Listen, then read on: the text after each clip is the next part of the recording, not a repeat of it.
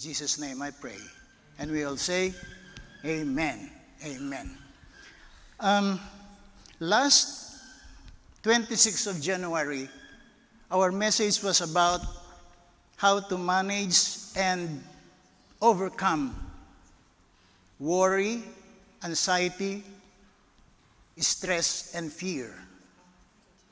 Because if we are able to manage and overcome all these things, we will have what we call good health. We can only serve God, the church, and the people of God if we have good health. Last Sunday, the message was about courage. How can you have courage if you do not have good health? You will have the courage, the commitment, and the boldness to serve God and His people if you have good health. So the title of our message for today, of course, the lessons that we will learn from it, is The Way to Good Health.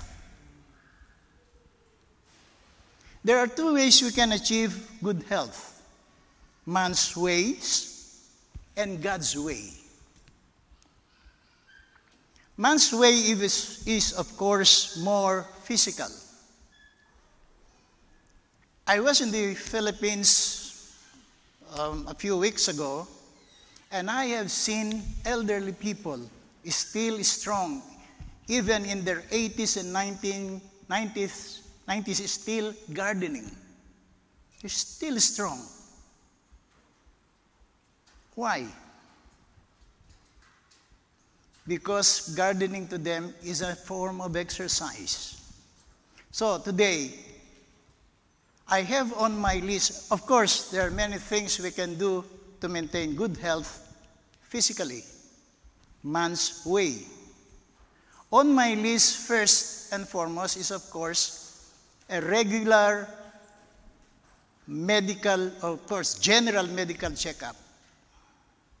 The only way we will be able to know what is afflicting us, the condition that we have health-wise, is to have a general checkup, maybe through screenings, x-rays, and of course, blood tests.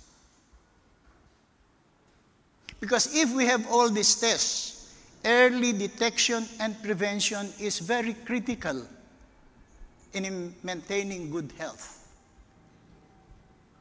Who among us here have had blood tests just lately?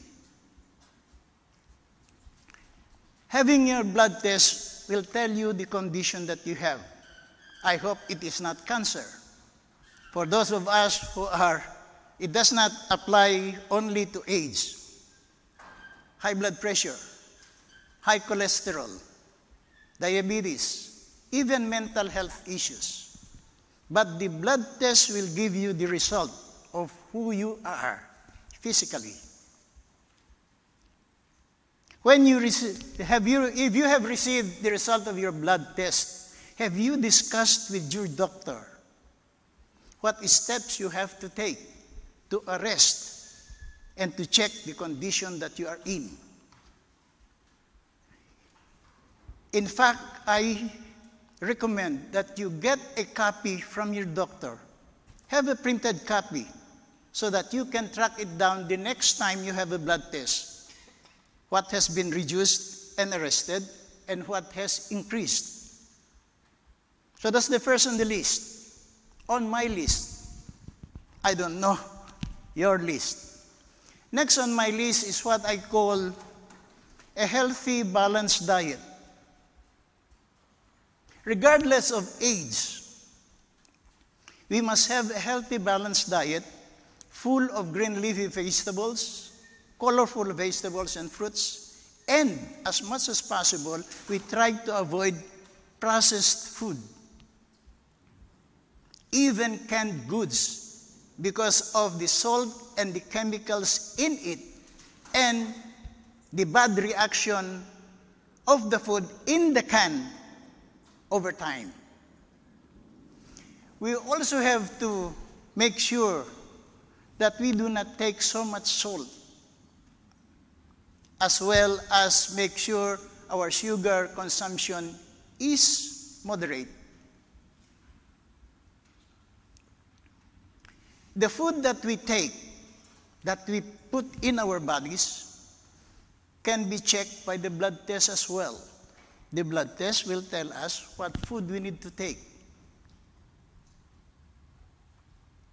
And next on my list is sleep.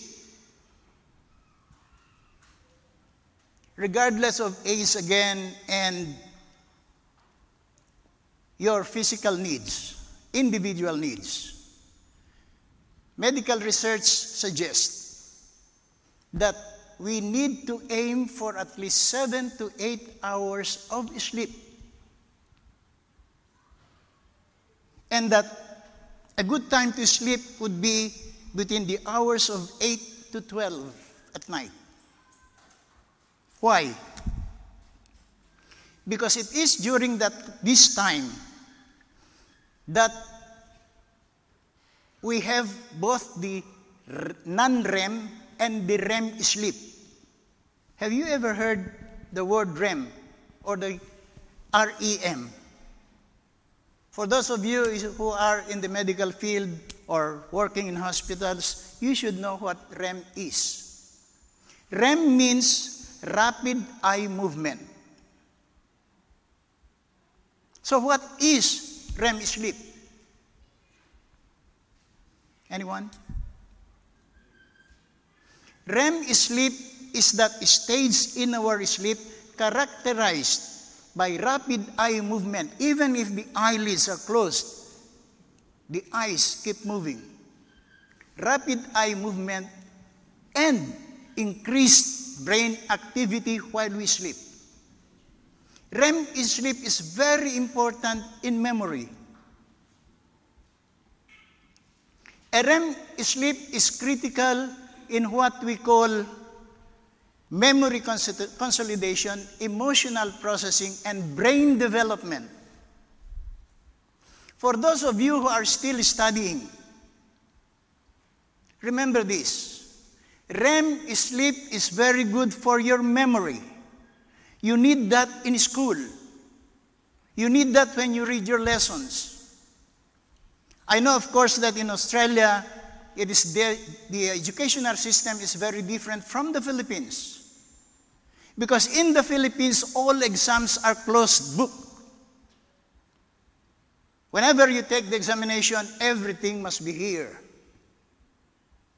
And if you do not have good memory, retentive memory, how will you answer the questions in your examination? In Australia, when I went to the Overseas Skills Recognition Department, I was assessed as a bachelor's degree in commerce, business administration, as well as a Bachelor of Laws degree in Australia. That is their qualification, although I'm a CPA and a lawyer in the Philippines.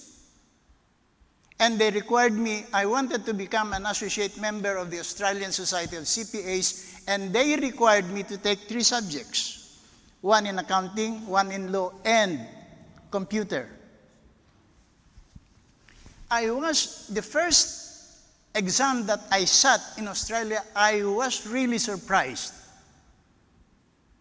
My classmates went to school, went to the examination room with books. And what are in the books? For those of you who have been studying here, what are in the books? Yellow post-its. Almost every page there is a post-it, so that during the examination, they will scan it to look for the answer. They were wasting time. Most of them were not able to finish the examination. They ran out of time because every time they read the question, they go over the book, scan it. How can you find the answer if you did not read the book? You did not make annotations on it.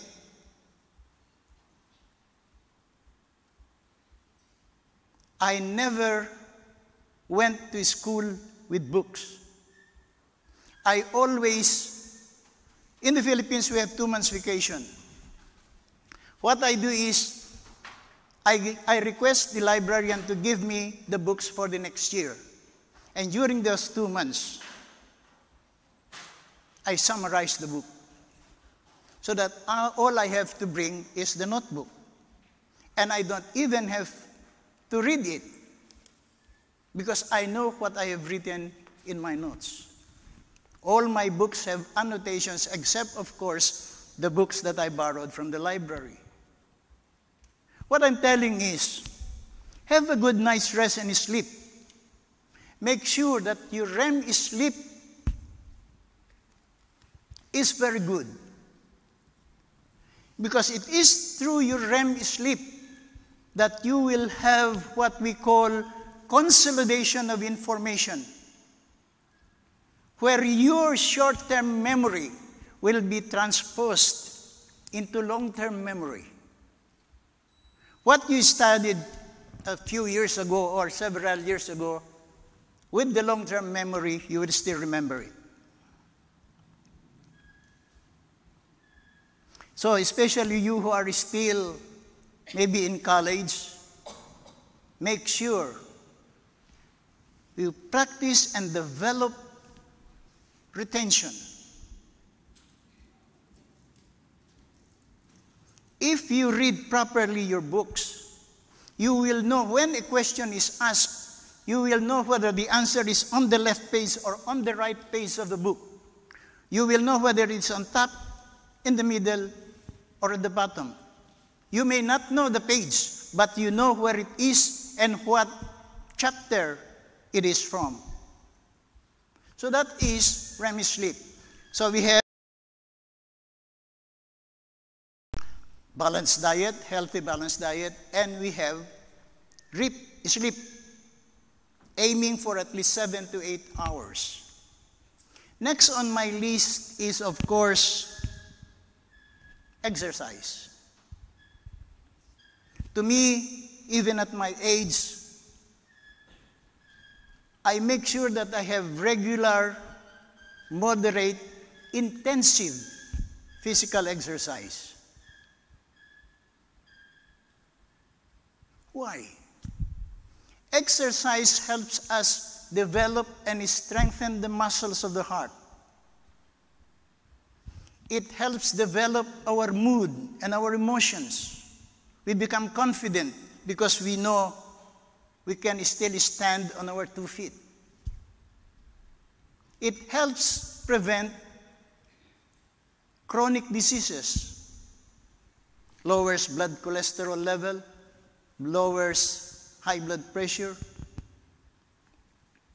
and everything that has to do with chronic disease. Who among us here are enjoying the benefits of EPC? I'm sure those in the medical field or working in hospitals know what EPC is. Brother Colin and Sister Cora, I'm sure, are availing of it. EPC means Enhanced Primary Care. It is a plan by the government that you develop together with your general practitioner, where you can avail of the services of a specialist without you shouldering the total out-of-pocket cost, because it is funded and subsidized by the government. For those of us with chronic diseases, it is called CDM, Chronic Disease Management. And with the help of allied specialists, which may include a diabetes educator, a podiatrist, heart specialist, eye specialist, and so many other things that your condition requires, the government allows you to use these benefits. So that is exercise. Next on my list is, of course, personal hygiene. Not only physically, but the surroundings. Make sure that your house is clean. because you are breathing the air inside your house. There are many other ways that you can use to improve your health. But those are just physical ways. But very and more importantly is my second way, God's way. God's way to good health includes both the physical and the spiritual.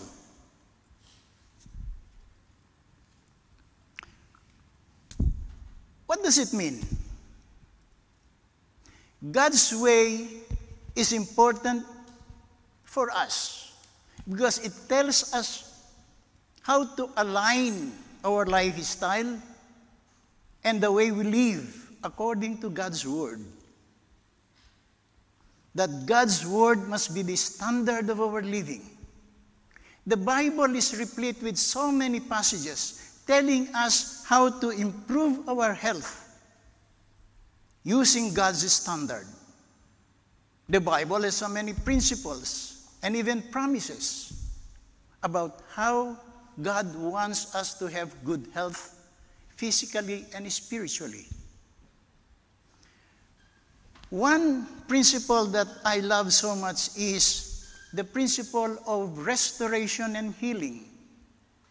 I find this, of course, in Jeremiah 30, verse 17, where God said, what did he say? I will restore you to health and heal your wounds, both physical and spiritual. This verse should give us hope, comfort, encouragement, and reassuring that God wants to heal us. But while we pray for restoration and healing, we also need to do our part. Man's responsibility, God's sovereignty. Do your part, and that is pursue medical help while praying to God for His healing power to restore you and heal you. When I say restoration and healing, it does not only refer to our physical needs. It refers to all areas of life where we need healing. It may be in health, in finance, in relationship, or whatever trial or trouble we are going through. God wants to restore us through all these things. And that should give us the comfort.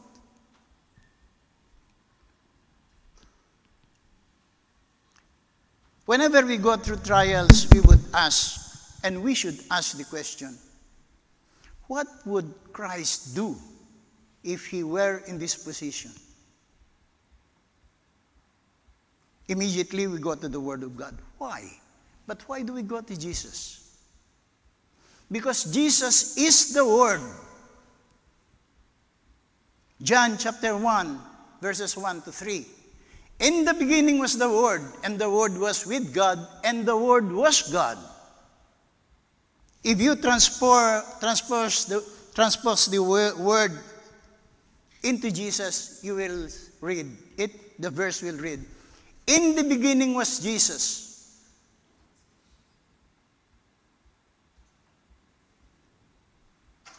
And Jesus was with God, and Jesus was God.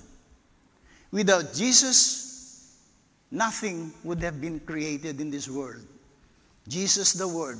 That's why Jesus is the center of the Bible. That's why the Word of God is powerful, because that is Jesus. We need prayer every time. Prayer of faith.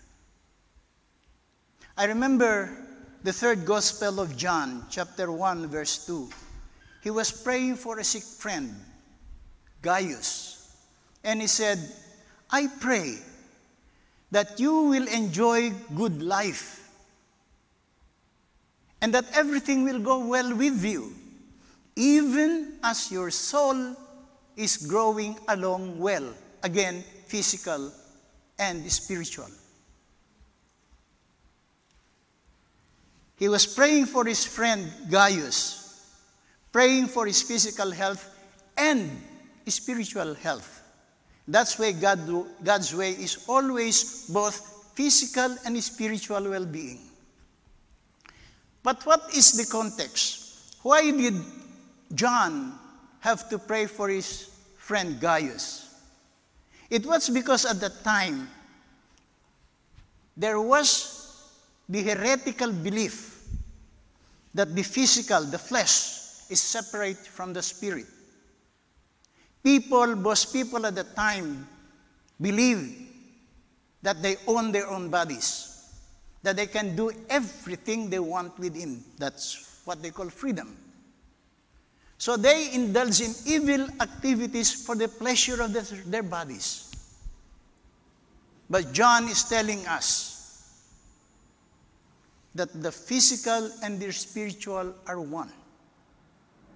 And that's why when we use God's way for our restoration and healing, it will heal us both physically and spiritually.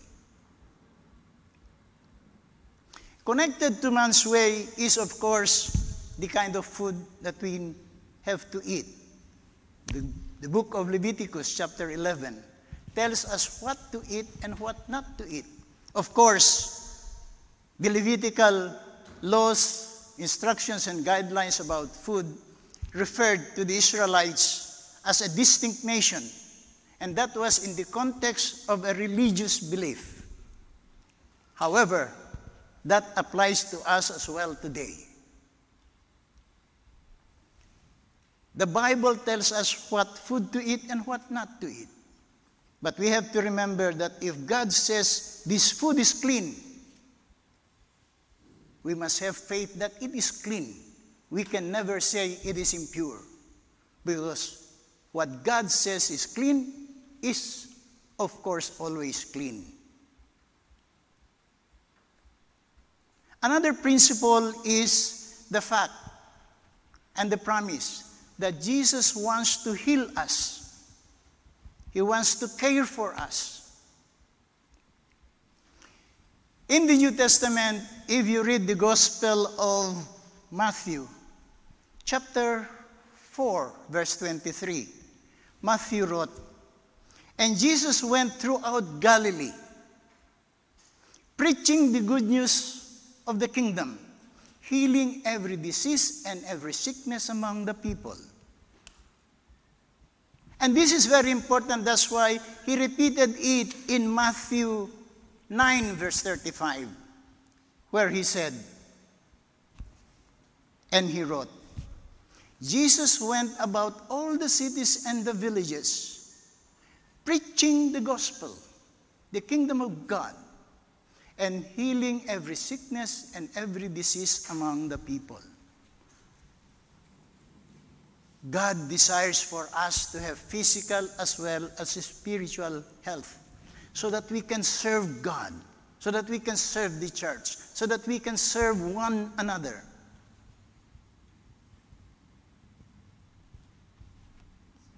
Some of us may have some physical issues, but let us remember Paul.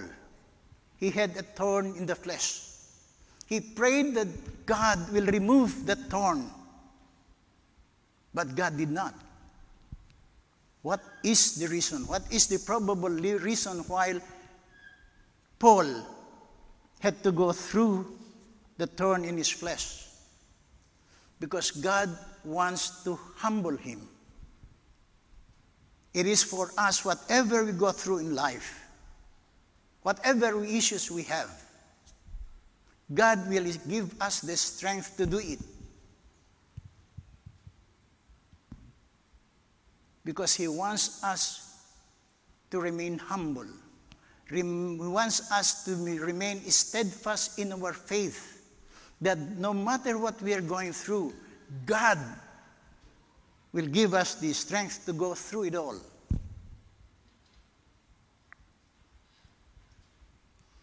As Paul said, it is through his weakness that we find the strength of God. That's why he wrote in Philippians that through Christ we can do all things, because Christ gives us the strength to do it.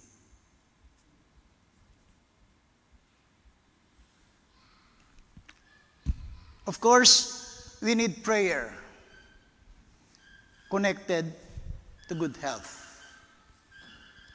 In this church, Result Church, we are one body.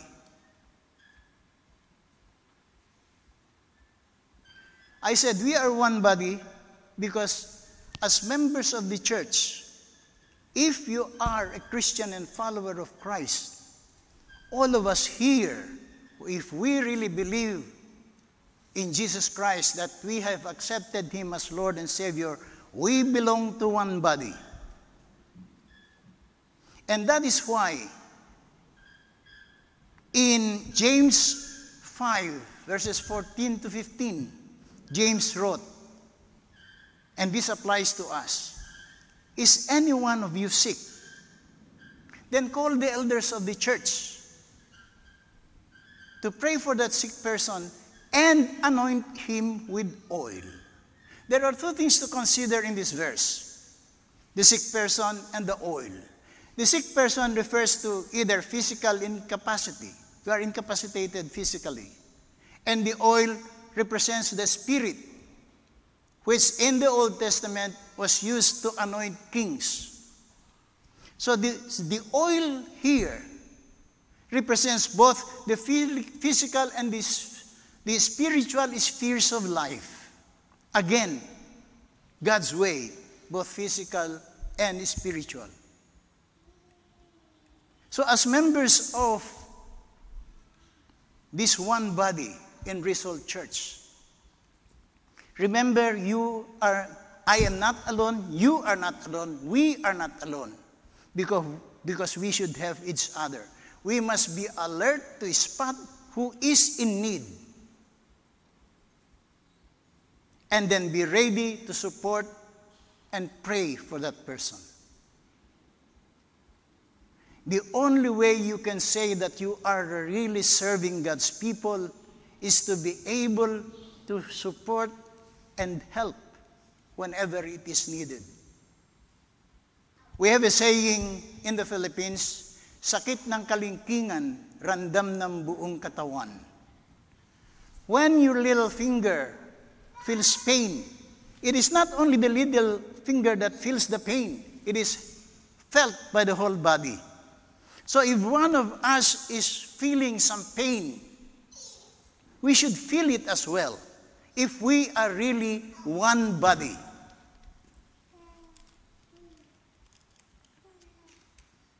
But in this verse, we have to remember this, that the elders or the leaders or whoever prays for one who is sick, it is their prayers offered in faith that will lead God to move and heal. You see, faith does not heal. God heals. But God needs our prayer of faith before He will intervene.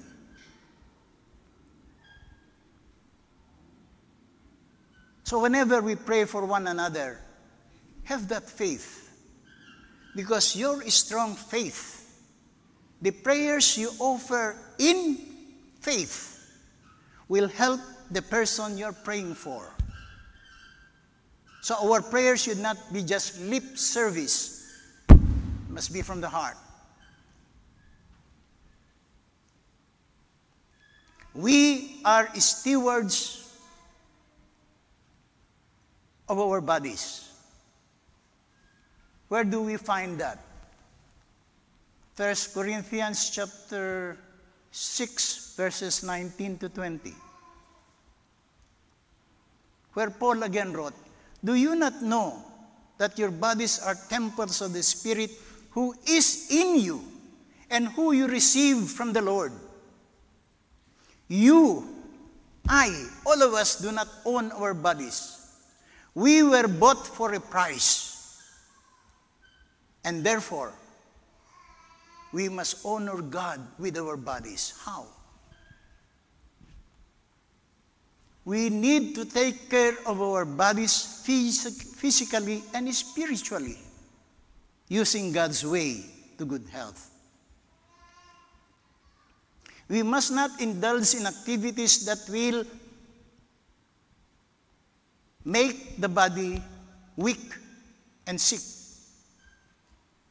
Let us do our part to make sure that we are in the best of health, because then and only then will we be able to serve God, to serve the church, and serve God's people. We can serve the church through our offerings, through our service, through the skills and the gifts that God has given us. It is only through our help that a church, this church, can survive. When I was in the Philippines, I was so amazed at how my wife and I have had neighbors before. They were both pastors, and they devoted their lives building a church in a depressed area in Morning Breeze. If you know Morning Breeze, near the Bonifacio Monument in Caloocan City. It was a depressed area, but they were able to build a church. And they were able to minister to the people there, that despite their poverty, they were always happy. How did this church survive? I was so amazed how the members and the followers of the church followed the principle of first fruits. Every time one of them finds a job, their whole salary for that first job is given as their offering to God, to thank God for the job that they have been given by God to them. And every Sunday thereafter, they made sure that no matter how small it is, they gave their support for the church. Of course, in the Old Testament, we have Malachi, which tells us to give a tenth of our earnings. That is not true today. In the New Testament, Jesus said, "Give what you have decided in your heart to give." Not out of compulsion. You are not being ordered to give it. What you have decided in your heart to give, you give. No amount, no limit, no maximum. Give what you want to give. It can be $2, $5, $100, $500. What you have decided to give, you give. Because God has given us 100%. He only wants us to give back whatever you have decided to give.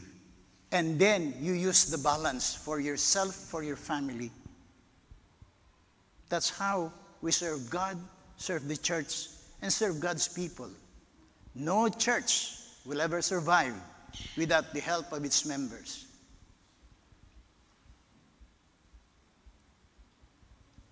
Again,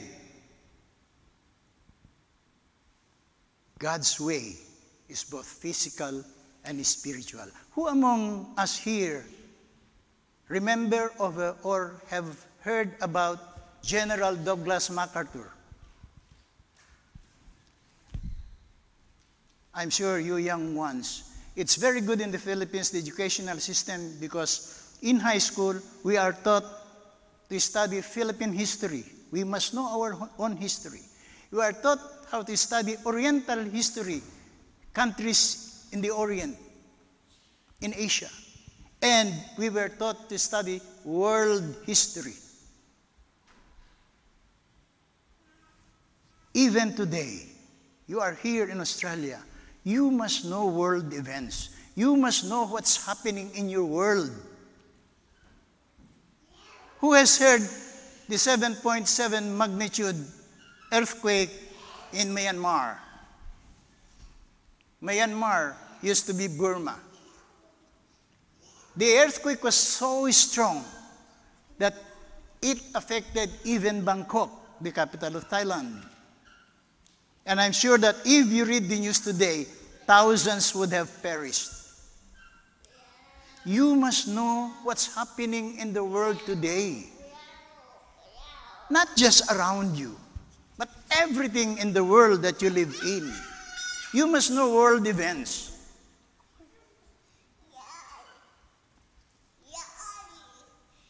And the reason why I mentioned General Douglas MacArthur was he used to be a distinguished military officer during the First World War. But during the Second World War, he was the commander of the South Pacific military Allied forces. When Japan bombed Pearl Harbor, that was December 7, 1941, without declaration of war, during the Second World War, at the beginning of the war, America was not included. America did not enter that war. But when Japan bombed Pearl Harbor, America entered the war. General MacArthur was in the Pacific. And after the bombing of Pearl Harbor, Corregidor and Bataan were both bombed as well. The Filipinos and the Allied forces, the American soldiers, fought gallantly, but they were overwhelmed, and that led to the surrender of both American and Filipino soldiers that led to what we call the Death March. They marched from Bataan up to Capas Tarlac. Thousands of them died along the way.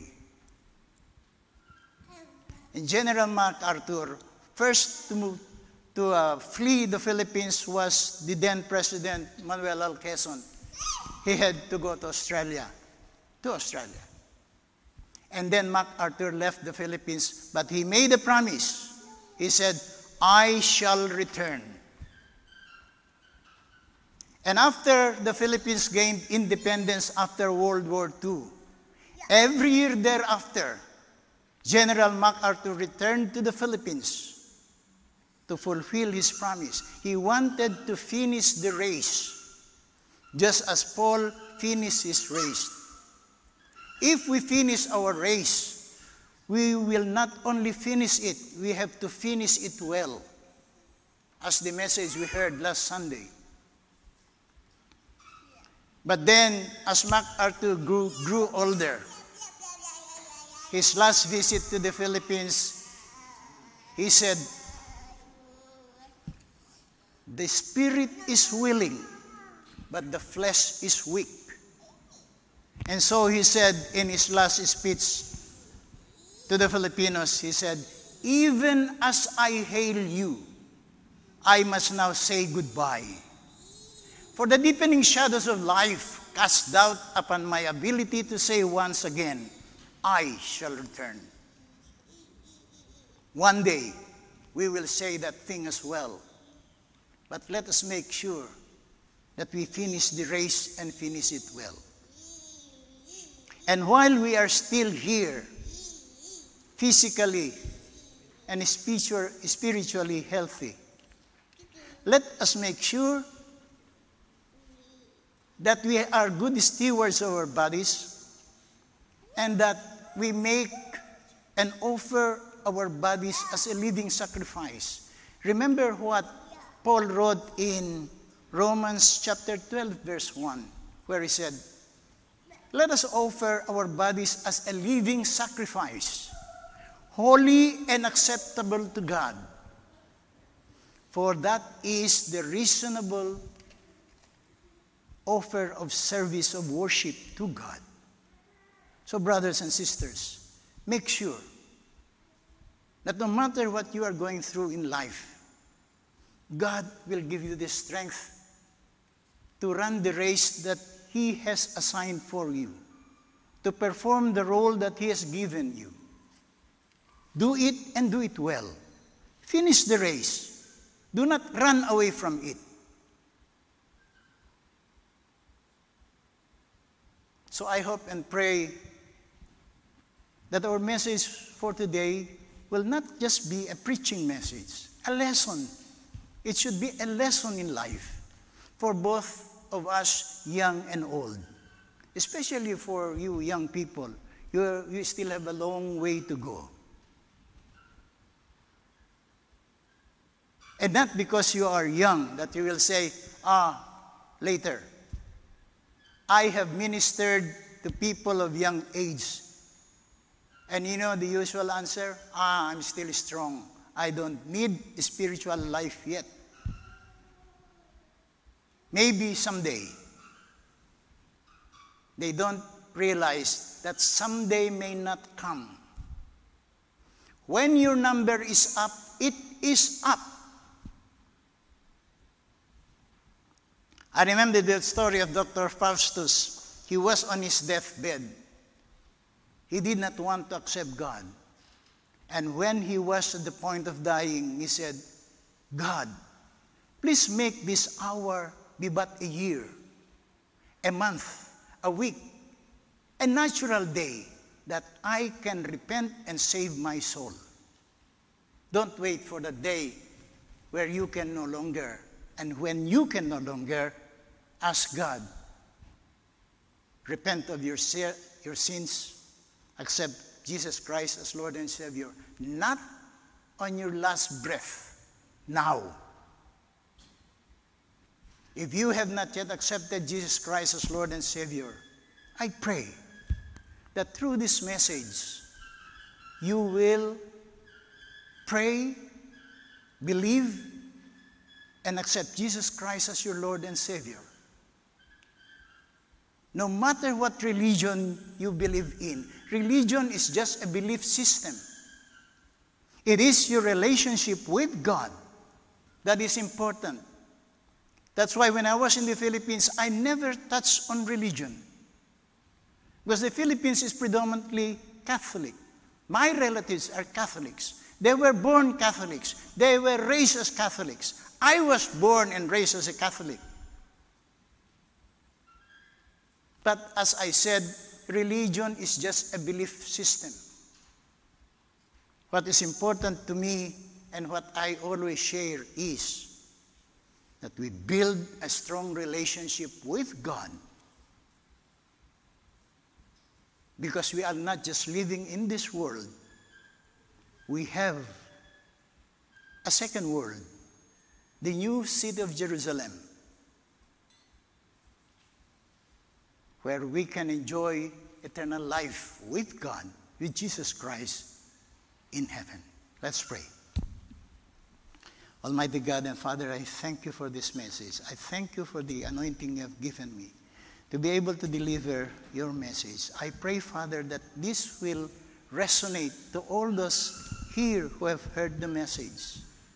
I pray, Father, that whatever lessons they've learned from it, they will use it and practice it in their life, that they will walk with you, using your word as a standard, using your way to have physical well-being and spiritual well-being, and that they will learn as well, Lord God, to share it to others, so that those who do not know you will learn who you are, that they will tell the story of Jesus, your story, your life, the ministry that you started here on earth. And so, Father, may this be a good lesson for us today. And may it bring us healing in all areas of our life, both physical and spiritual. And I pray, Father, that all those who are here present today will have another safe, happy, joyful, peaceful, well-protected, well-provided healing day for the rest of this week, as I pray the same for the week to come. And I pray all this, Father, giving you all the honor, the praise, and the glory. In Jesus' name. And we all say, amen. Thank you.